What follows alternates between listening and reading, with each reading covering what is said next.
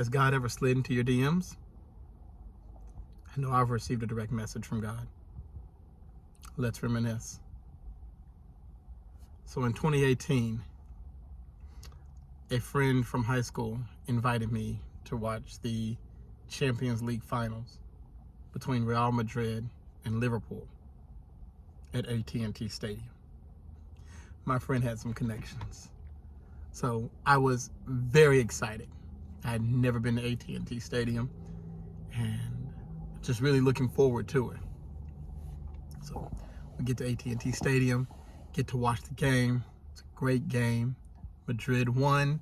Got to see Gareth Bale do a bicycle kick. Man, everything was going perfect. So after the game was over, my friend wanted to discuss religion. See, he is Muslim. And in 2018, Islamophobia was pretty high.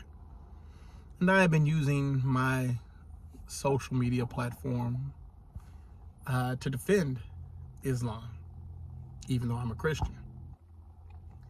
And I guess he felt that this was an opportunity for him to possibly convert me to Islam. So he asked me, what do I know about Islam? Well, I told him, in college, I took world religion. I really enjoyed that class.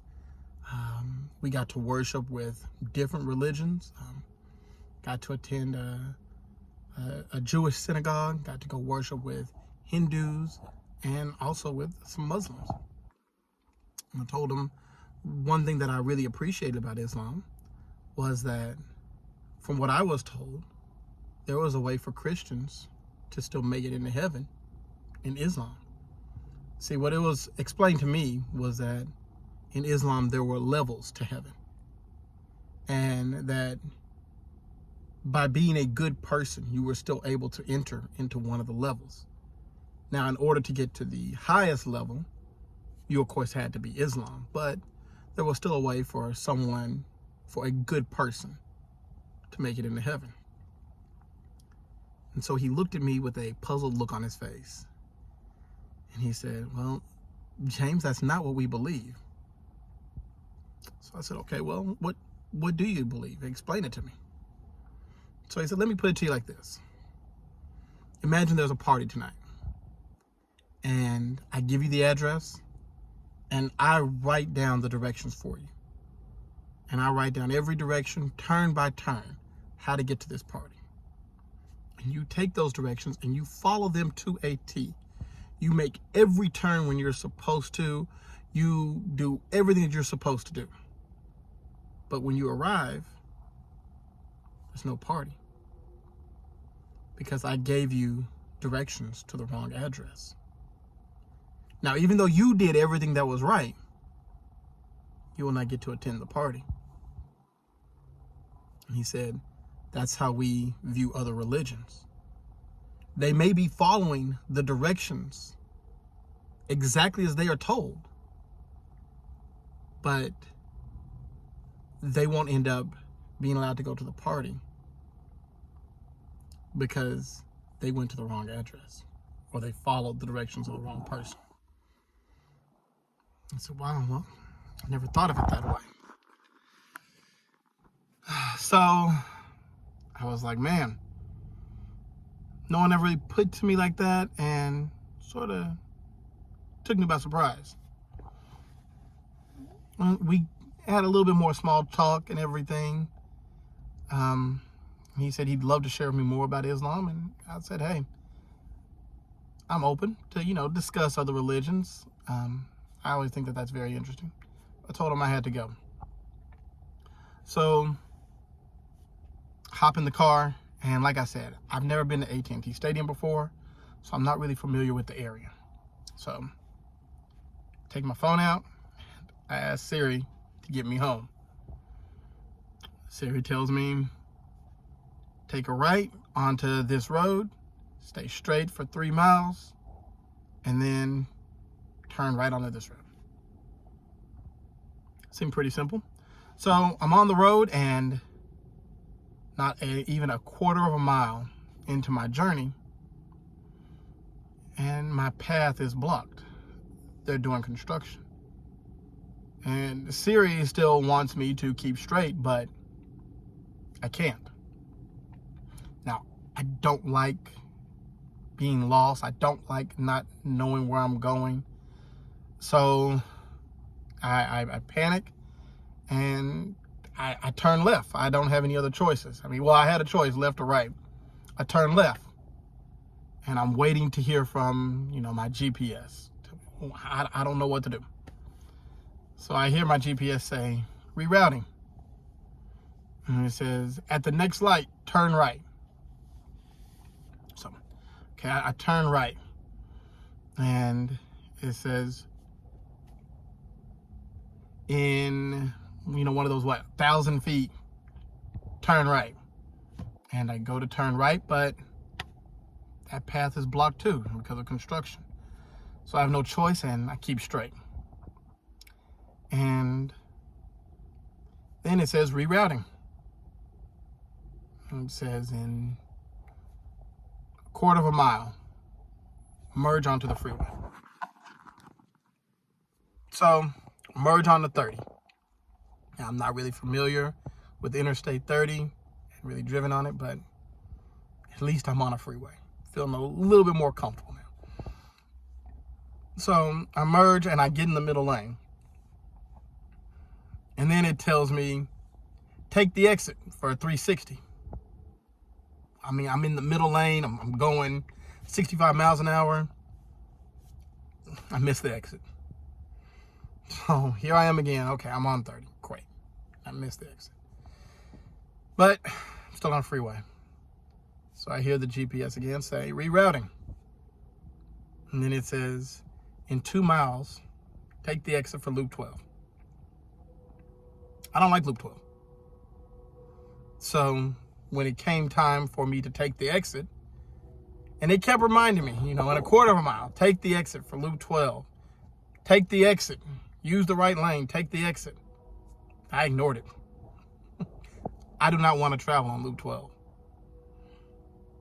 I know that if I stay on 30, I can take 30 to 35. And I feel a lot more comfortable on 35. So, the GPS doesn't know what it's talking about. It's trying to get me some way, but Loop 12 has all these twists and turns and oftentimes has traffic, and I didn't want to deal with it. So, after I miss my exit for Loop 12, GPS tells me, rerouting. Then it tells me what I want to hear. In 5 miles, take the exit for 35. All right. I know where I'm going. I'm good. Still keep the GPS on, but pretty comfortable with where I'm going. Get on 35. Everything's going smooth, going great. And all of a sudden, brake lights were not moving. There's a bad accident on 35. And I end up in traffic for a good 25 to 30 minutes. Barely moving. Like 3 lanes are closed. It's bottlenecked down to 1 lane. I'm frustrated because I could have been home. But hey, I make it through. And get through, things get going again. GPS is still telling me, what to do, even though I know. Take this exit. I got it, I know, but I'm driving. I couldn't reach down really to turn off.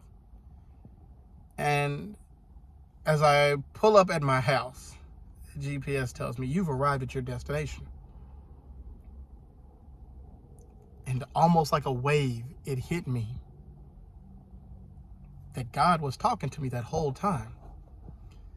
You see, earlier my friend had told me the analogy of if you follow the directions, and will you still be able to get to the party? And you can follow the directions exactly as you're told, but you may not be able to make it to the party. And God was showing me in that moment that even if you don't follow the directions, He's always there to reroute you. You see, earlier, my GPS wanted me to keep straight when I first turned out on the street, and I couldn't. There was some construction, such as life.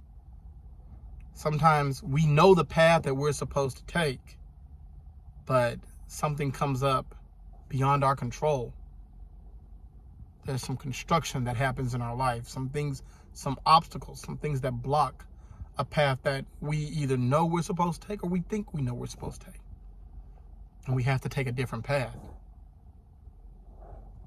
But God is always there to reroute us.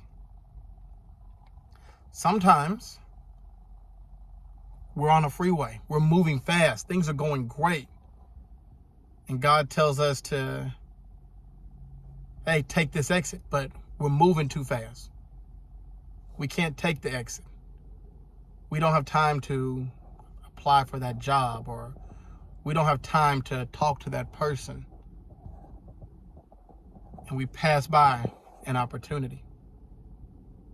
But God says He's always there to reroute you. Sometimes God tells you to take this exit, and He tells you with plenty of time. He tells you way in advance, this is what you're supposed to do. But you don't want to do it. And He keeps telling you, this is what you're supposed to do. But you refuse to do it. And you drive right past that opportunity, or you speed right past that opportunity. And God says, I'm still there with you. And He still reroutes you. See, what I love about how God was speaking to me is that God ensured me, as long as I'm listening to Him, even though I may make mistakes, even though I may do things that He tells me not to do, He's always going to be there to get me back on path and to get me to my destination. Now, I can't speak for other religions. I don't know. I haven't studied them enough to say how they feel about this. But what I can tell you is that my God will always get you to the destination. And you won't miss the party with my God. And I just sat there in my parking lot, in my driveway. I cried because I heard God's voice. I heard Him speak directly to me and tell me that He's always going to be there to reroute you. Well, that's all I have for today. Thank you for listening. Peace, and may God bless.